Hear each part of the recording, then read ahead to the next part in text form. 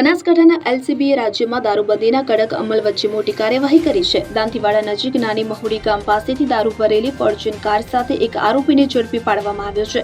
પોલીસે કુલ 20,78,657 મુદ્દામાલ જપ્ત કરી આરોપીની ધરપકડ કરી। તપાસ દરમિયાન ફોર્ચ્યુનર ગાડીમાંથી રાજસ્થાનમાં બનેલો ભારતીય વિદેશી દારૂ અને બિયરની કુલ 2360 બોટલો મળી આવી। આ દારૂની કિંમત ₹5,68,657 આંકવામાં આવી છે।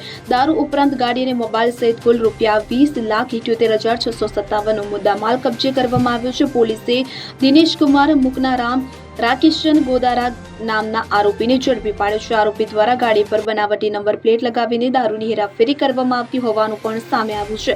પોલીસ મહાનિરીક્ષક પરીક્ષિતા રાઠોડ અને પોલીસ અધિક્ષક પ્રશાંત સુંબેના માર્ગદર્શન હેઠળ દારૂબંધી બાબતે ઝીરો ટોલરન્સ નીતિ અપનાવી જિલ્લામાં વિવિધ ટીમો ગઠિત કરવામાં આવી હતી। એલસીબી પાલનપુરના ઇન્ચાર્જ પીઆઈ ડીએમ રાઠોડના માર્ગદર્શન હેઠળ પીએસઆઈ આરબી જાડેજા અને તેમની ટીમે પેટ્રોલિંગ દરમિયાન મળેલી બાતમીના આધારે આ કાર્યવાહી કરી હતી। પકડાયેલા આરોપી સામે પાંથાવાડા પોલીસ સ્ટેશનમાં પ્રોહિબિશન એક્ટ અને ભારતીય ન્યાય સંહિતાની વિવિધ કલમો હેઠળ ગુનો નોંધી આગળની કાર્યવાહી કરવામાં આવી છે। પોલીસે આ કેસમાં અન્ય સંડોવાયેલા ઇસમોને ઝડપી પાડવા તપાસ તેજ કરી છે।